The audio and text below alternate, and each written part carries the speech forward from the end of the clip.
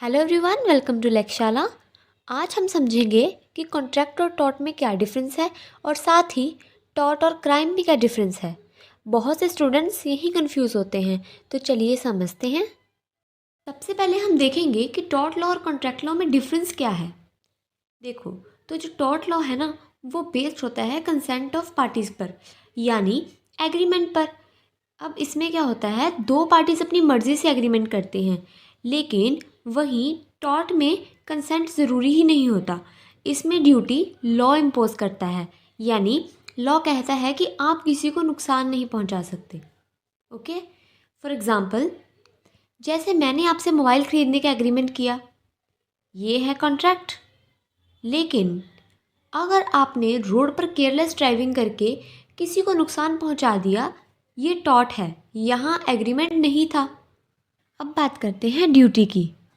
तो देखिए, कॉन्ट्रैक्ट में ड्यूटी सिर्फ कॉन्ट्रैक्टिंग पार्टी के बीच होती है, लेकिन टॉर्ट में ड्यूटी पूरी दुनिया के टूवर्ड्स होती है, जिसे कहते हैं duty towards the world at large. अब आते हैं नेक्स्ट पॉइंट पर। कॉन्ट्रैक्ट में राइट होता है राइट इन पर्सोनम, यानी सिर्फ एक स्पेसिफिक पर्सन के अगेंस्ट इन्फोर्स होता है, लेकिन टॉर्ट में होता है राइट इन रेम, यानी पूरी दुनिया के अगेंस्ट इन्फोर्सिएबल। एग्जाम्पल से समझिए। देखो, कॉन्ट्रैक्ट तोड़ने पर सिर्फ वही पर्सन रिस्पॉन्सिबल होगा जिसके साथ एग्रीमेंट था, लेकिन टॉर्ट में जो भी नुकसान करेगा उसके अगेंस्ट एक्शन लिया जा सकता है। कॉन्ट्रैक्ट में डैमेजेस मोस्टली प्री डिसाइडेड होते हैं, जिसको लिक्विडेटेड डैमेजेस बोलते हैं, लेकिन टॉर्ट में डैमेजेस कोर्ट डिसाइड करती है, जिसको अनलिक्विडेटेड डैमेजेस बोलते हैं। Next point, contract law India में कॉडिफाइड है। ये प्रॉपर इसका बेयर एक्ट है, जिसका नाम है इंडियन कॉन्ट्रैक्ट एक्ट 1872, जिसमें पूरा कॉन्ट्रैक्ट लॉ प्रॉपर लिखा हुआ है। वहीं अगर हम बात करें टॉर्ट की, तो टॉर्ट लॉ इंडिया में कोडिफाइड नहीं है, कहीं नहीं लिखा हुआ।